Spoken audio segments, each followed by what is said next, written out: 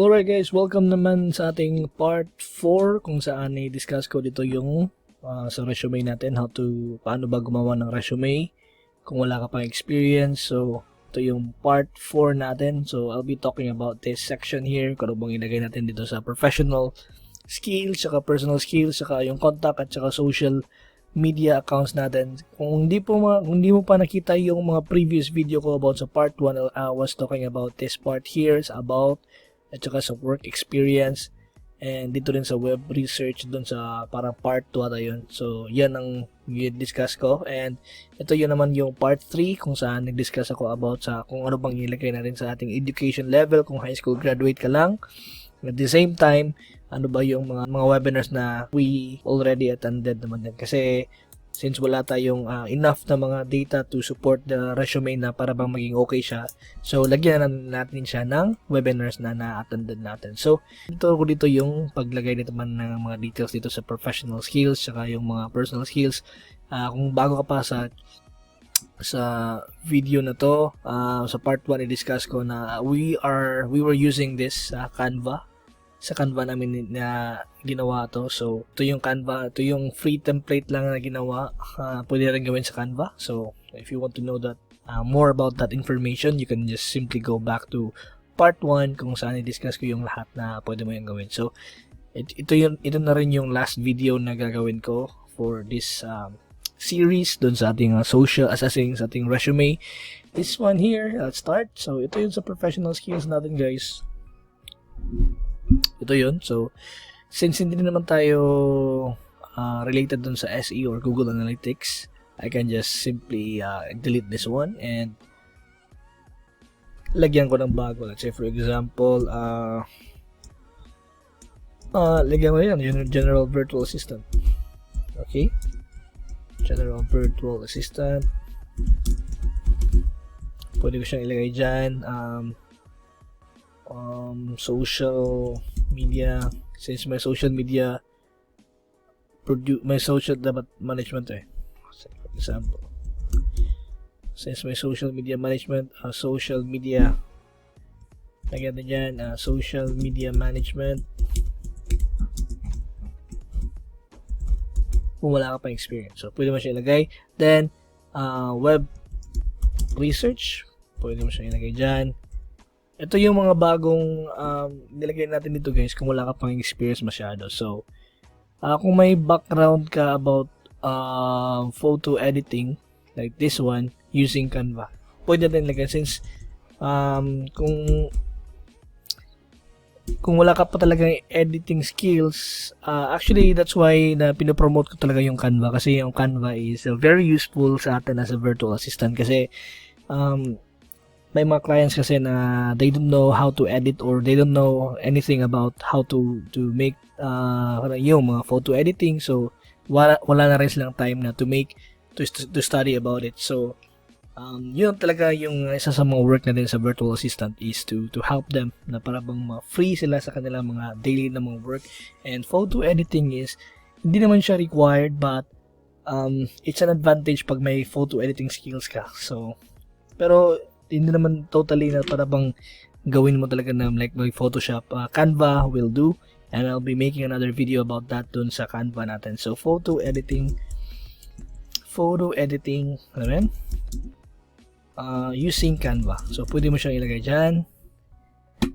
Boom. Let's say for example, high school graduate lang, guys, pero may photo editing skills na tayo. And ano pang pwede natin lagay? So, sa work experience natin, nakalagay ka dyan, social media postings. Replying to next is yung market research. Ano pa ba pwede natin lagay?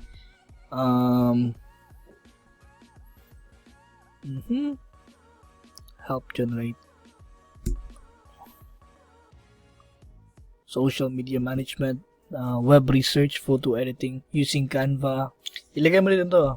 Trello management. Yun. Trello management. Boom. Professional skills like Slack management. Kasi yun talagang hinahanap ng ng mga client natin. And Google Google Drive management. So pwede mo siyang ilagay dyan guys. Ano ba? Dropbox management.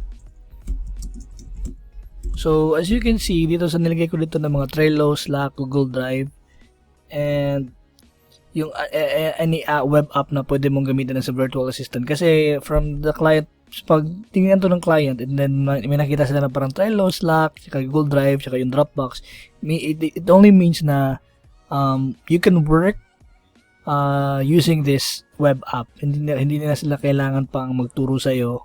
Basically, yung resume mo, nilagay mo lang dito na kung ano ba ang pwede mong gawin, mabawasan mo sila ng work. So, ito talaga yung pinaka-importante. So, lahat ng mga skills mo na nalaman about, example, kung mag-video editing ka, ilagay mo ito yung mga software na ginagamit mo. Kung photo editing ka, ilagay mo ito yung mga Photoshop or ano bang mga Adobe products na pwede mo ilagay dyan. So, it really depends on you guys kung ano bang yung ina-applyan nyo sa virtual assistant.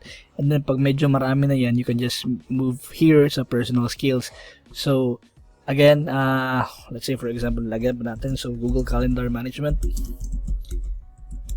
Sa mga next videos ko guys, I'll be making another video regarding how to manage your Google Drive, your Dropbox management, tsaka yung Google Calendar natin. So, paano ba siya i-manage? And kasi may mga clients kasi na nagpa-book ng mga hotels, nagpa-book ng flight, or nagpa-book ng mga meetings from you, and they are basically using these softwares as well. So it's really a big help sa iyo at saka sa client din. So yan.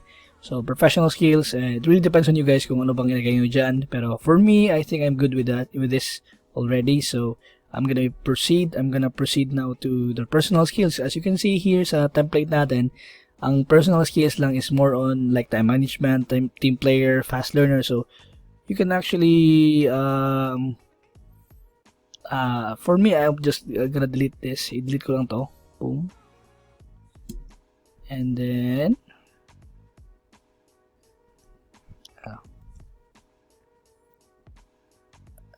lagyan ko lang dito is sa first part is yung goal oriented. So yun. So I don't really need to change this. So yan, it's really easy, it's really basic lang ang gawin natin guys. So sa contact natin guys is dito sa phone natin. Of course, ilagay natin yung phone number natin. For example, if you're in the Philippines, mag-start tayo talaga sa 63 plus 9915. Ito yung number ko, pero to make parang lagyan ng security, nilagyan ko lang ito ng number na random 31234. So for example, and kung may email ka, ilagay mo lang ito yung email mo rin. Ito yung email ko, bossjaketv@gmail.com. And kung may website ka, ilagay mo lang dito yung website ka. So since wala pa tayong website, pwede natin yan ilagay dyan na blank lang. So yan ang ilagay natin sa contact. But be sure guys, kasi may mga freelancing websites like Upwork, hindi sila tumatanggap ng mga resume, kasi may mga contact na ilagay ka dito. So pwede mo na siyang hindi lagyan ng contact pag i-submit ka. And anyway, hindi naman sila din nag-accept ng mga resume. So I'm 100% sure ako na naglagay sila ng tumatanggap sila ng resume is yung onlinejobs.ph, na for sure ako tumatanggap sila ng resume doon.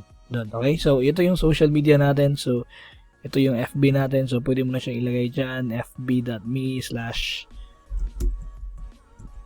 Ayano, or to parang medyo ano talaga professionalist. Lagay mo doon yung FB, boom, tapos yan, and then kung may IG ka, lagay mo dyan IG, boom, boom, boom. Okay, and then kung may ano ka, Skype, let's say for example Skype, lagay mo dyan, actually hindi naman sa Skype YouTube channel ka, lagay mo dyan YouTube channel.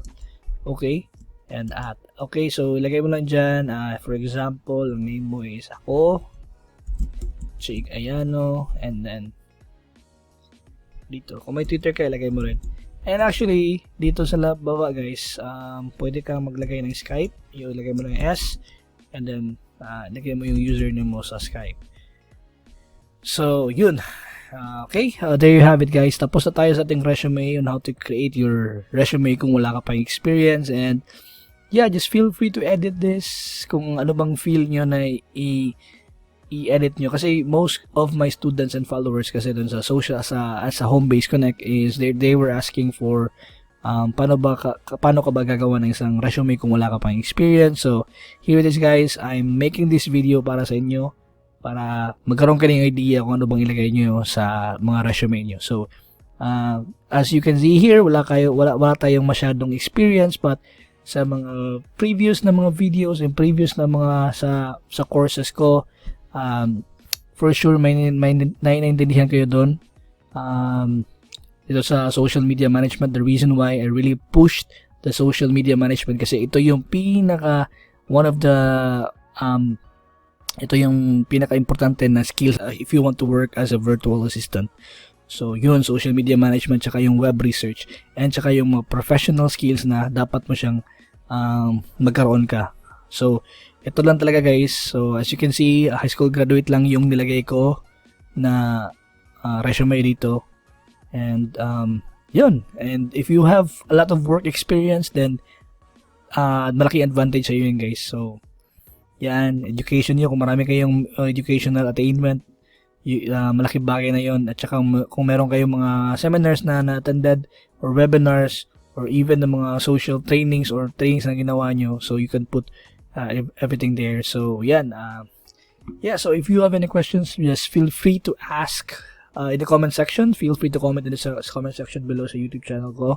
And yeah, once again, if you want to become a virtual assistant, or if you're planning to become a virtual assistant, or if you want to work online and earn money, earn dollars, you can subscribe to my channel because my channel is all about that. So again guys, my name is Jake, and I'm here to help you on your freelancing career. So just follow me on YouTube sa Boss Jake TV, and yes, let me know if you have any questions sa comment section, and thank you, and see you sa mga next videos natin.